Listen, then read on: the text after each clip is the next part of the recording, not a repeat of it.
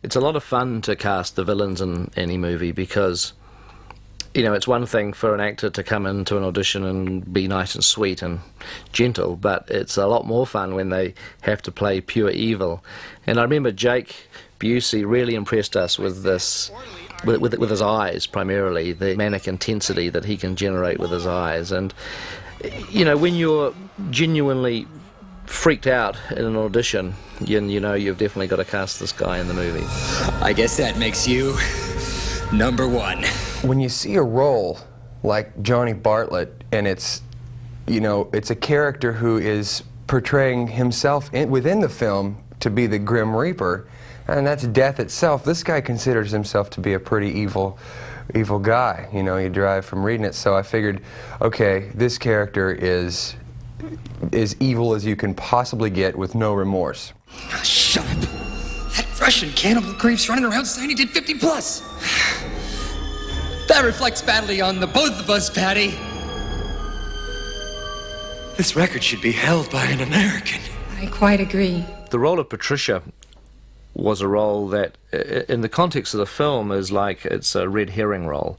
This is a person that we absolutely wanted people to like, and well, they didn't have to love her, but we wanted people to sympathise with her, so that she's a victim, and it's like this poor woman who's, you know, had this terrible, unfortunate past, but really her mother is the problem now, and she really deserves to have a break, and she's not evil anymore. And we wanted this whole sort of like victim thing to come across, and then wait until the third act of the movie to suddenly reveal her as the genuine, you know, evil villain of the film. And so the red herring role demands, you know, careful casting, because if you cast someone who's we're used to seeing as a villain, then it's going to give the game away too soon. And we went the opposite direction. We wanted to cast somebody who we're used to thinking of as a sympathetic person, and you know, who better than the mom from E.T. I had a ball with this character. First of all, it's an actress's dream, because you start out as the poor, simpy, weak victim and make this whole arc over to the strong murderess. She had a lot of fun. She had a lot of fun, I think, dredging up the evil. It's probably all the stuff she's stored up ever since E.T. that she finally got to put on screen. I think they came up with an amazing transition that you bought, you know, because there were layers. As the more she got more involved with Johnny again, the layers came off. And Fran actually was very instrumental in helping us design and find the look for this character. And the boots, which I must say that I fought a little bit, and she insisted on, just ended up totally representing what she became at the end of the film to me. When they said they wanted to put a long black wig with gray in it, I went, oh, do we have to go there? But it really so totally worked for the character. Frank!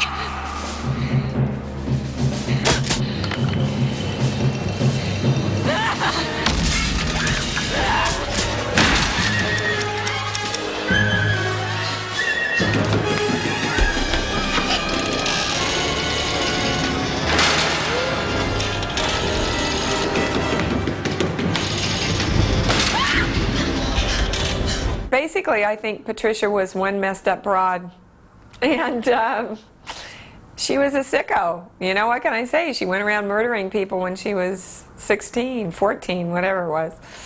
And I don't think she ever recovered from that, and just got more immersed in this whole character that she is at the beginning of the film is a facade.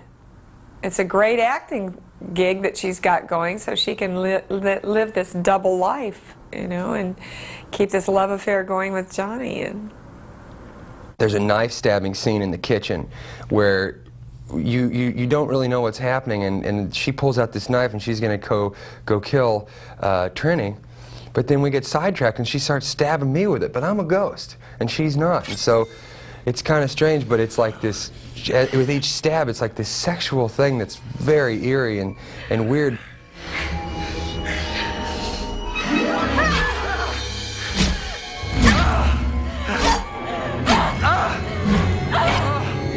I had to go back and do the scene without Jake. Hit the marks, hit the timing Like, for instance, when I'm stabbing him, hit where his chest, I mean, one time we did, Peter kept saying, no, that's his belly button, Dee. You know, do it a little higher. And you have to stay in character while you're listening to all this. It was an R-rated movie, and they still cut this scene. It was like one of my favorite scenes. It was just done in a way that was very sexy and fun and funny, and it didn't survive. So if it goes back in the Laserdisc, I'll be very happy. We started brainstorming with Peter and everything, and stuff started evolving and just becoming more sick and twisted on a daily basis.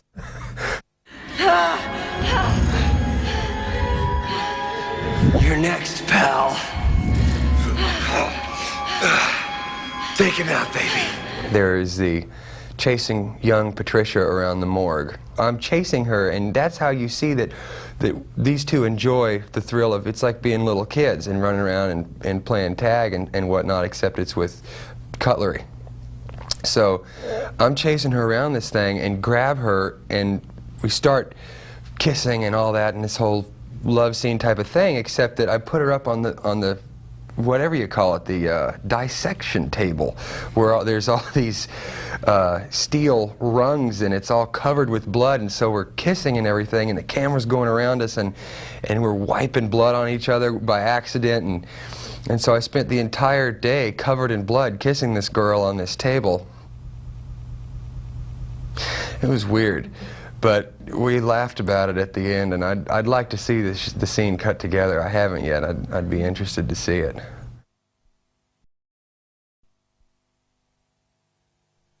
I always managed to get hurt one way or another. I got some of the biggest bruises I've ever had in my entire life on this movie, and the makeup artist took pictures of them for future reference.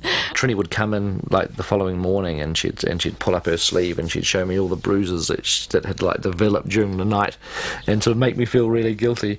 And although she wasn't complaining, and she kept on going. I was really worried about, you know, kind of pushing her around a little bit, boy, but she gave as well as she took, so she was really a trooper about that, and I really appreciate it. I mean, she would just say, do it harder.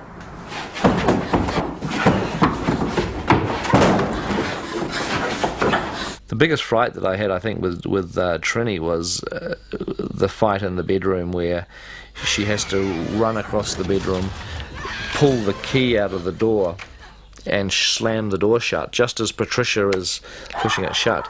And on this one particular take, Trini ran across the bedroom and the key got stuck, and she just got it out as the door slammed shut, and it like would have probably broken her fingers, you know, if she'd have been like a second slower. Oh, shit. You all right? Yeah.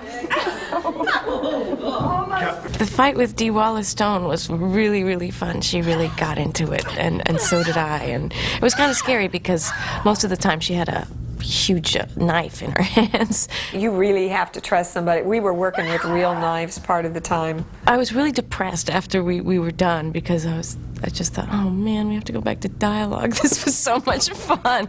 When it was over with, she looked at me and I looked at her and went, oh, you know, we liked doing that.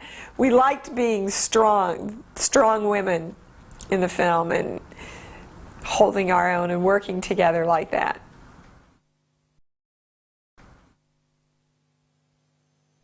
The scene in the movie where the Reaper is finally revealed to be Johnny Bartlett was a very difficult one. I wanted to have the Reaper shot with a machine gun, and then to have this blob of slime hit the gravestone and turn into Johnny's face and have the face slide down the grave. The idea is that his face has been sliced off with the machine gun just in front of his ears. A tricky effect, and to achieve this we initially thought we'd do it with a gelatin appliance, and then using a blue screen board that was attached firmly to a helmet cast off Jake's head shape, we could, with fine filaments, give the feeling that his face was moving and undulating as if riding over the stones. The technique, you know, worked like 60% successfully, but it certainly wasn't good enough for the movie. It was originally conceived to be a simple comp, that we'd shoot the actor in a prosthetic on blue screen, and then composite that over the background. The whole thing will be shot motion control. It was obvious early on that it wasn't really going to come together like that. We were supposed to do a morph. He comes down and goes around the corner. We're supposed to cover that corner piece with a morph, but it just didn't seem to work when I sat down to do it. So ultimately I had to do the whole thing in 3D, which was good because I wanted to do it that way anyway. The Johnny face involved building a head and then projecting the footage onto that head, and then basically taking everything outside the face area and making it big and blobby so that it could flow down the grave and leave blobs of black ectoplasm behind. Good work. Got me a score of 40. That sequence was, difficult enough to achieve, but it led to an even more difficult sequence, which is what happens to this slimy, gooey face under the ground. The idea was that different slimy pieces of the Reaper are scuttling together and forming into Johnny, and Frank Bannister jumps on top of him and fights with him, and all the time the slime is joining on to the creature and it's wrapping around Frank and trying to encapsulate him. And I imagined it to be like fighting a guy who's made up of sticky chewing gum, so that you get these tendrils of slime coming off and you're punching it and your hand's getting stuck. And we drew some quite nice drawings to illustrate all this. That whole scene was like, really a nightmarish scene to work on. It was technically much more difficult than what I actually imagined it to be. Since I'd spent so long on the face shot, I was turning into an expert on Blobman, so I had pretty clear ideas on how technically the crypt sequence should be done. Since it was shot in quite a general way, Michael fighting a blue screen stunt double, we had a lot of latitude in what technique we could use. It was a little different than just interacting with a ghost that isn't there. I actually had a physical interaction and physical confrontations with this thing, and it had to be able to put me in positions that I couldn't manufacture. So we got Charlie, my stunt guy, who's my size, and we put him just completely in a blue suit. He was just like a blue thing, and I followed him. I was doing everything within my power to try to curtail Peter Jackson's imagination. I mean, this whole idea of the arms getting sunken into this blob and pulling out and leaving these big chewing gum type attachments to the arm. I'm just thinking logistically. The clock is ticking, the money cash register things are going off, and I'm just thinking, are we trying to get this in for the sequel of the movie or this movie? The computer guys were very nervous about whether this could be achievable, and I don't understand the techniques, but apparently it involved some very complicated code writing that they had to do at the last minute, something about textured metaballs. I don't really understand it. There was a very specific texture and surface property that had to be applied to that, and metaballs don't usually texture at all, because what happens is you take the shape that you want to be blobby, and basically for every frame of the animation it's mathematically dipped in blobs, so that a skin is built for it every frame. And because a skin is built for it every frame, it's like changing your clothes 24 times a second. You can't usually have a pattern on there unless the character swims through the pattern, like a whale swimming underneath the surface of the water, and you can see water caustics on it. Whereas what we wanted to do was to have the same pattern stay on the blob person, even though the surface is constantly changing and evolving. So that was the big technical challenge. And that's why the decision was made, with a rapidly approaching deadline, to try and write some custom code for it. And it was really down to Steve Regilis's confidence in his own abilities to be able to pull that off in time. Me and John were just sitting having a cup of tea out on the roof one day, and just it came to me, and I sort of said to John, why don't we do this? And he said, oh yeah, sounds like a good idea, we'll give it a go. So I roughed out the process using existing software, which was incredibly inefficient and needed a little bit of custom stuff here and there. And then I was able to see if it was heading in the right direction, and then spent a couple of weeks putting together the code that would actually do the text verb process.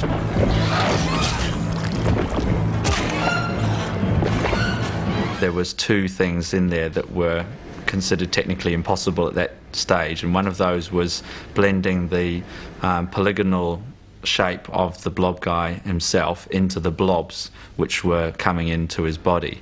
The other was sticking the textures, which are like the image details, onto his body so that they'd stick in the right places, because he was partly made of blobs. Sticking textures onto blobs had never been done before. So I still don't understand it. It's all, gobbledygook to me. The sequence works, fine in the movie. I mean, it does the job for the film, but it certainly didn't get quite as good as what I hoped it would be. It wasn't quite like the stretching chewing gum, and I know that the computer guys were frustrated as well. I was quite looking forward to seeing all of this when it finally got onto film, and at the premiere I was eagerly awaiting this shot, or the shots with the blob guy in it, and when I saw it there I realised, well, we could have got away with just using cheap tricks instead of going through all that hassle, because it wasn't really all that obvious. While it's good and courageous to attempt that sort of thing quite late in the piece, you really should get it out of the way early, so that you can spend all the time that we spent debugging the code, refining the whole thing and getting in, the final 10%, final 20% of the shot that you want.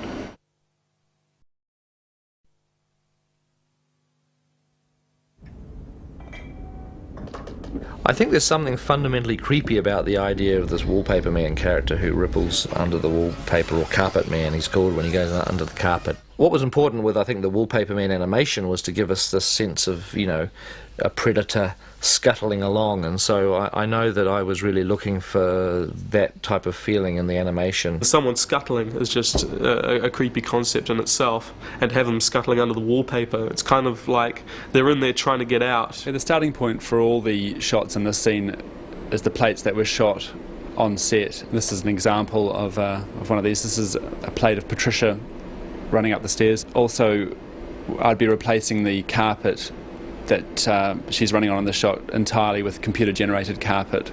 The figure would be animated, say, scuttling up the stairs, and this is done in a package called Soft Image by our character animators.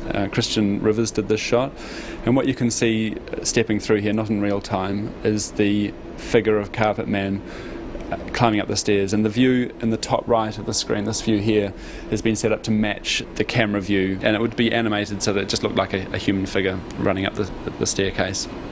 Then this piece of software that I wrote was used to wrap a surface over the top of that figure with the tenting and webbing to look like it was actually a piece of carpet that had been dropped over the top of that figure. We then take the series of databases that are created and set them up with a lighting scheme that matches the lighting that was used to light the background plate on the set shoot. The whole sequence is composited together to give the final shot. There's a couple of other things I've added. Computer graphics, brass stair rods which ping off the stairs, and I've also added, after the composite, a 2D camera move. One of the most difficult aspects of the Wallpaper Man sequence at the beginning was when Patricia is being dragged along the floor by Carpet Man. The way that we did that was to have a guy dressed up in a blue suit who's basically grabs Dee's wrists and pulls her along the floor, so we get the the sense of her being dragged by somebody. He was very sweet. New Zealand men are very gentle with the women. They're very masculine, but they're very gentle. And it was always, "Are you all right? Am I too rough?" He was very sweet. It was cute, but it was a little weird being hysterical with the blueberry. We could have done this by perhaps rigging her on wires and using the wires to drag her along, but we felt we might not get the actual look of as if she was being held by the wrists and dragged. It was then a case of removing him entirely from the plate so that we were just left with Patricia and we could add Carpet Man. We then applied very traditional computer graphics, texture mapping techniques to this surface to create the look of the carpet.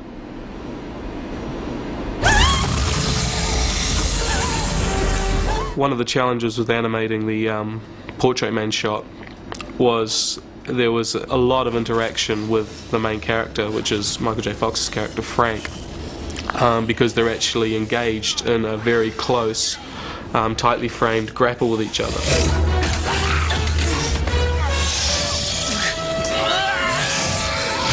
The plate I got to animate was just Michael J. Fox with a picture frame. And Michael's performance actually gave me a lot to work with in the way that he flinched and moved his head. Gave me a lot of ideas. You could sort of see when a punch was supposed to connect because he'd react by throwing his head back. And a couple of other nice things that sometimes you sort of think you wouldn't have thought of.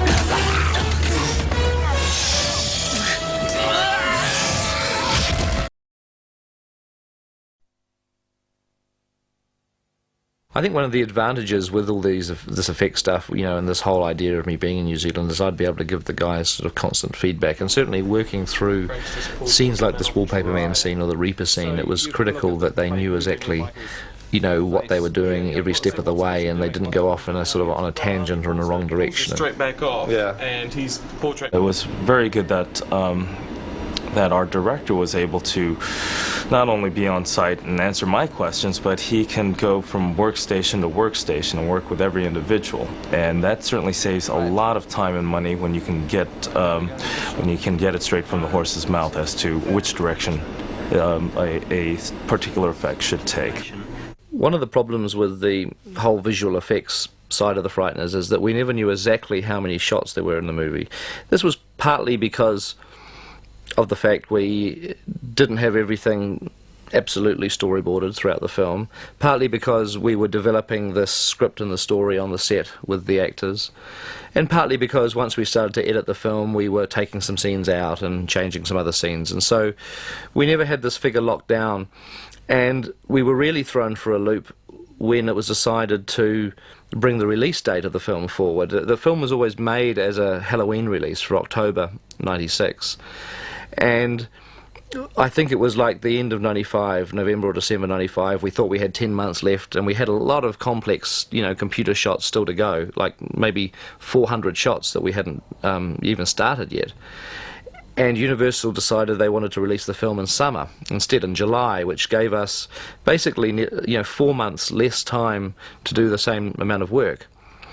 And that really, threw everybody into a panic. I know that it led to a huge recruitment of extra people in order to get the work done faster. We looked around the world, in England and France and Australia and the States, to try and find the computer artists that could come over and help us get the film finished. In my experience in recruiting drives, it's usually very cutthroat as far as, you go behind closed doors and work in shadows and try to yank people from the womb of their CG studios.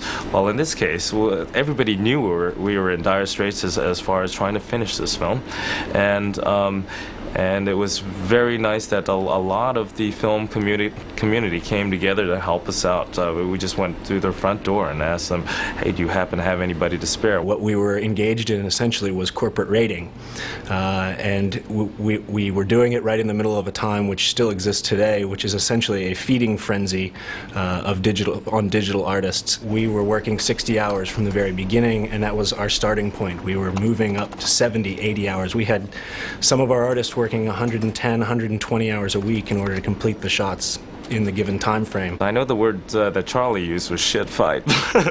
It was a shit fight. It was certainly a leap, and maybe it was a little bit of foolishness and overconfidence at the time, and but we did get away with it. I think we done some okay shots, and they were done down here in New Zealand.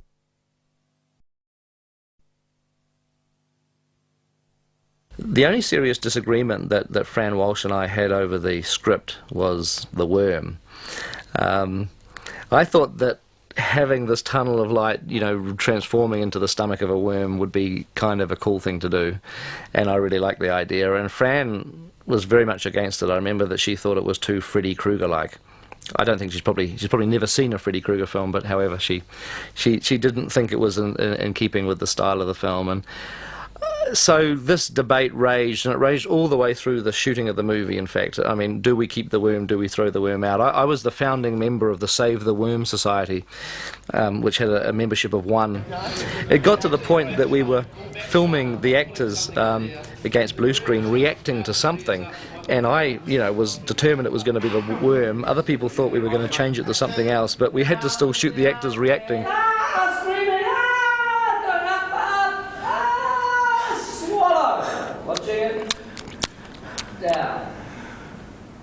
The express bus to hell. No lines, no waiting. And we didn't really know even at that point exactly what they were going to be looking at in the final movie. And that was the worm, in a way, because we were all scared to confront it and have this big argument about it. I think it got left to the very last minute. It was probably the money shot in the entire film, and we only had about 3 weeks to go from conception to final on that shot. It was handed over to Gray to try and whip something together for us at the very last minute. He created this disgusting, slimy creature.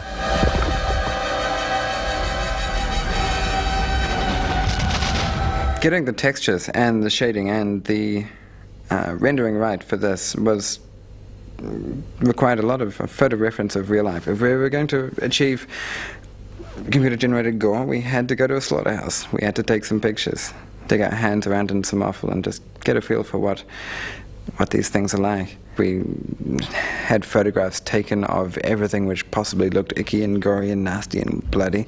From these photographs, we created a huge digital image montage. This was then projected as a text map onto the inside of the 3D surface. And the whole result of having these real textures, as part of the CG figure, it gives you a sense of realism and a sort of organic reality that it doesn't look like a CG shot necessarily, but it looks kind of disgusting. You are seeing real life gore. You're seeing the insides of cows.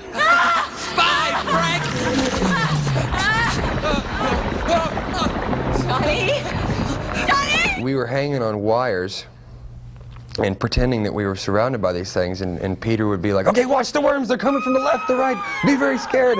Now they're coming from underneath. And now the sides are coming in. Look at the sides, they're coming in. Now they're going back out again, but now everything's in closing. That's what I mean. Half of you has to be somewhere connected down here to hear all that, and the other half of you has to be totally in La La Land. And hopefully the two of them come together.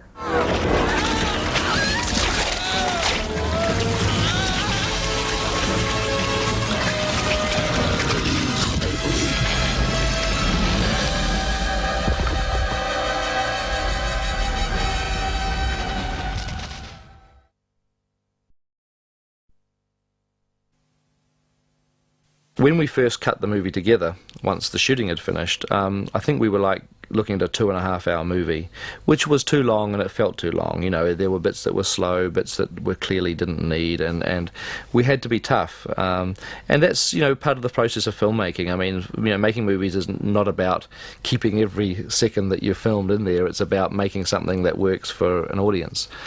And generally, you've got to, start to attack things that you're quite fond of. And the easiest way to do this shortening process is often to remove characters or to remove entire subplots, because if you go in there and you start trimming little bits and pieces off all the scenes, the film can become very bitsy and rough, and it doesn't really work to do it that way.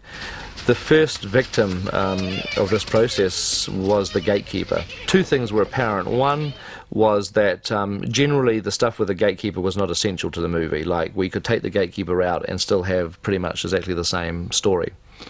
And secondly, the gatekeeper seemed a little strange to us when we looked at the finished movie, because he is the only character in the film, the only ghostly character that we had who was kind of not human.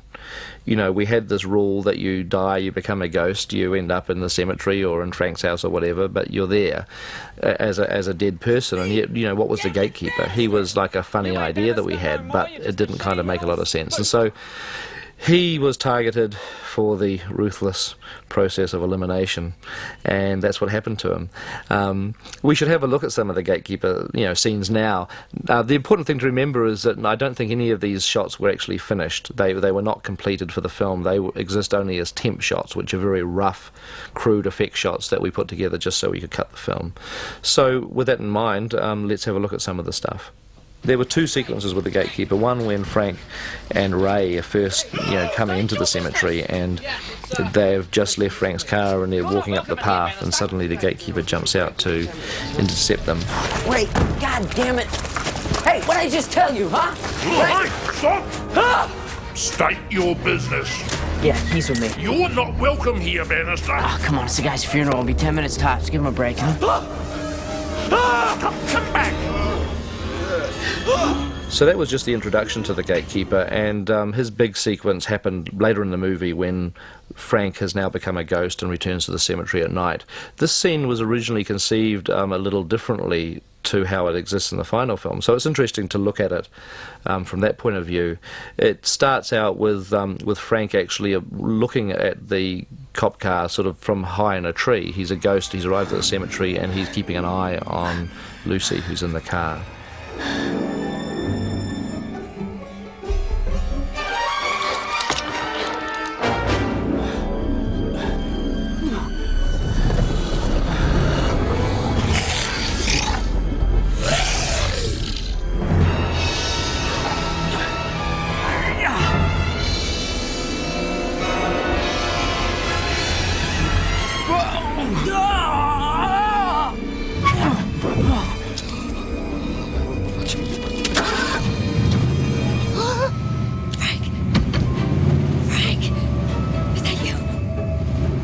I'm doing this? I'm doing this? I'm making a car move with the power of my mind? Yes! No! Wait! State your business. It's me! Damn it, it's Bannister!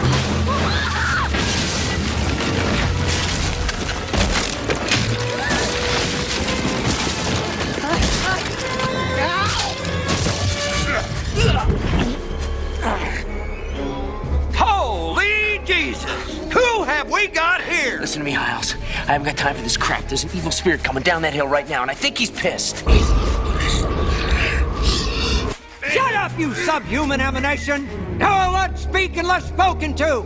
You unorganized, grabastic, gobbled, teleplasmic shit! If there was an evil spirit loose in this town, I would be negligent in my duty!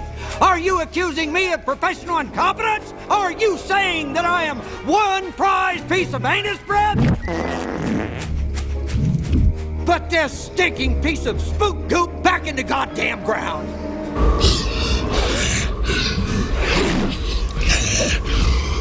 No, it's not my grave!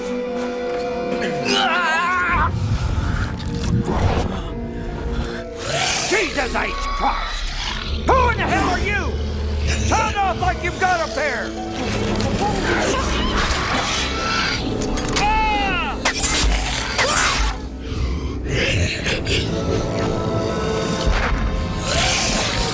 A similar fate, unfortunately, happened to the character of the Judge as well. I mean, the Judge is a wonderful character in the film, and we had a lot of fun shooting his sequences, but it became apparent when we looked at the final cut of the film that that there was a lot of stuff that was happening with him that was really not part of the narrative drive of the film, and even though it gave us a lot of pain to do so, we went through a process of trimming his scenes out. It's kind of interesting to look at the film, in a sense, the film that never was, by going through some of the Judge footage. In fact, the first time that he appears in the film is different. At the moment he comes racing into the living room firing his pistols, we see that his jaw is missing. The dog has his jaw. And that was originally going to be the second time we saw him. The first time was when Frank was on his way to the shower. The shots of the dog were never finished in these scenes either. Oh, man.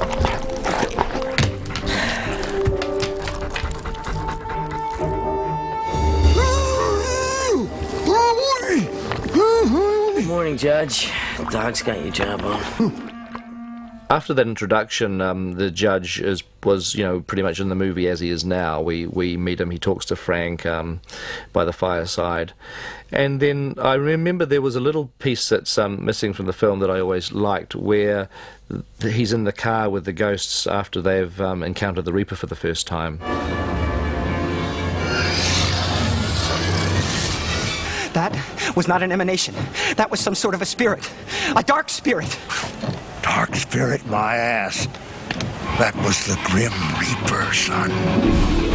The specter of death.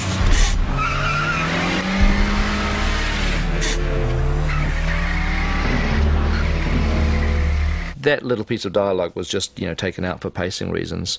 The action then goes to the museum, and we have it pretty much the way it is, with the judge coming in, shooting the Reaper, and enabling Frank to escape.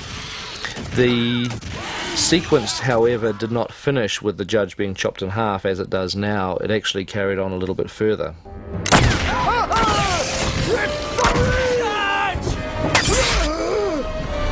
Judge! God damn it! I've lost my vitals!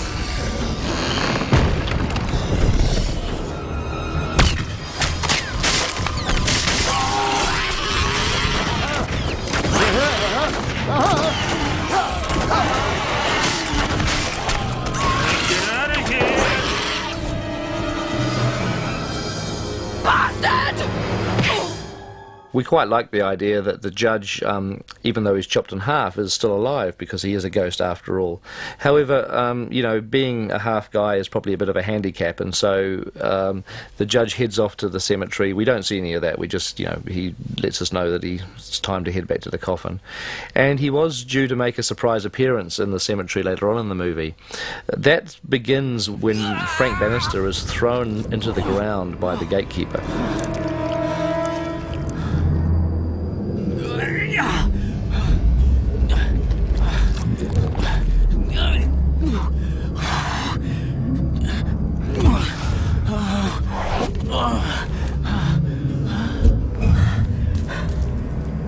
Judge! Will you get the hell out of my grave? Judge, goddammit, listen to me!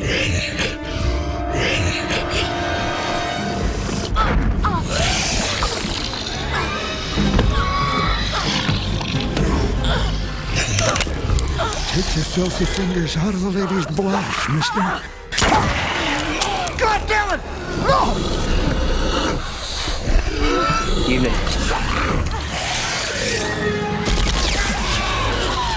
There were a couple of interesting little shots with the judge towards the end of the cemetery scene as well, when Frank is talking to the Johnny Bartlett face.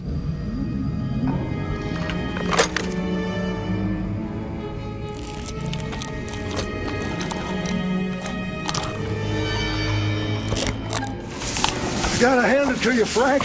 You've taken out death himself. This ain't death. Who are you? It was kind of difficult to actually shoot those shots with John Astin in a way that, it was believable that he was just walking on his hands. And we made quite a complicated blue screen rig, which involved John swinging from a little sort of a crane, so that his weight would be floating and he was able to use his hands to be, lifting himself off the ground with. And it was quite ingenious, and it would have worked quite well if we'd actually finished all the shots. And the judge's final appearance in the film was going to be in the denouement, where in addition to having Frank's house being torn down and the sheriff turning up to say farewell, there was going to be a sort of an emotional farewell, a touching little moment between Frank and the judge.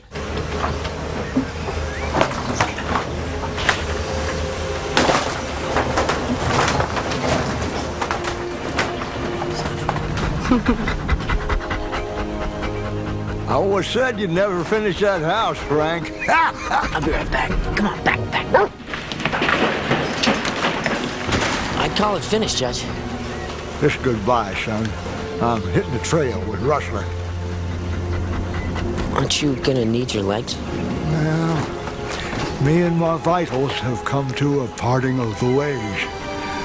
They're going east, and I'm heading west with Rustler.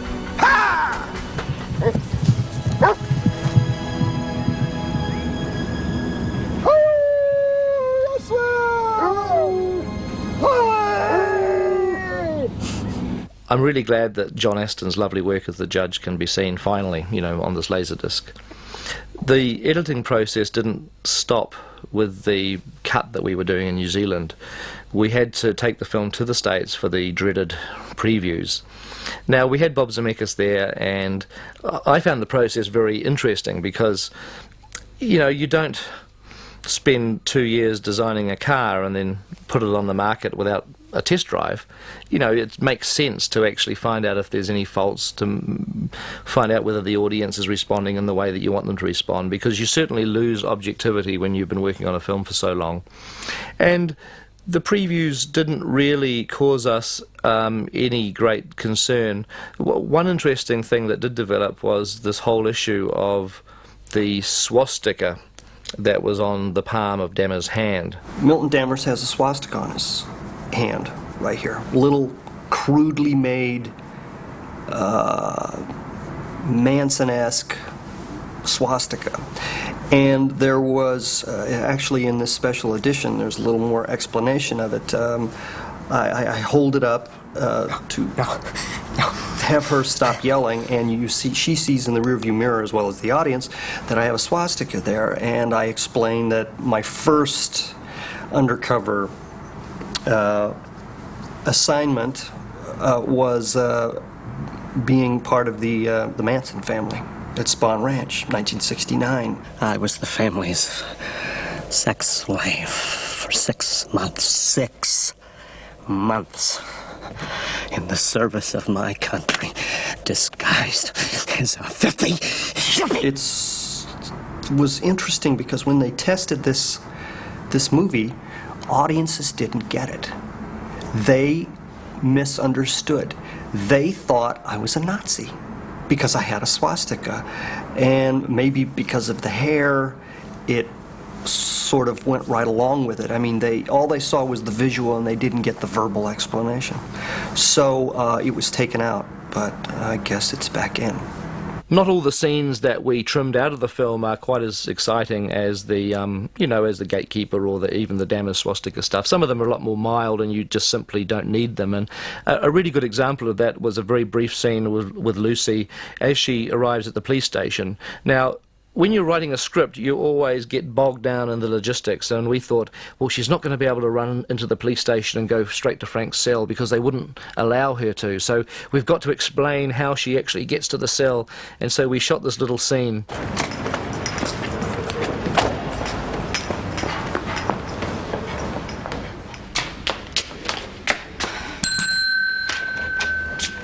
Dr. Linsky.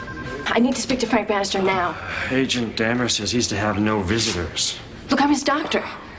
Sorry, ma'am. Agent Dammers will be back in 40 minutes. You could take a seat and wait for him. Are you trying to deny me access to my patient?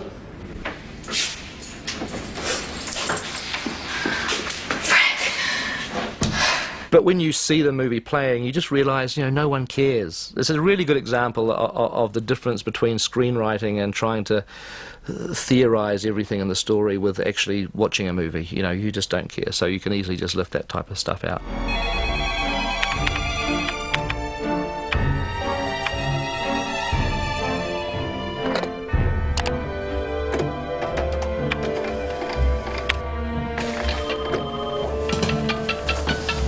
The mystery heart condition that has killed over 30 people in less than 4 years has claimed another victim.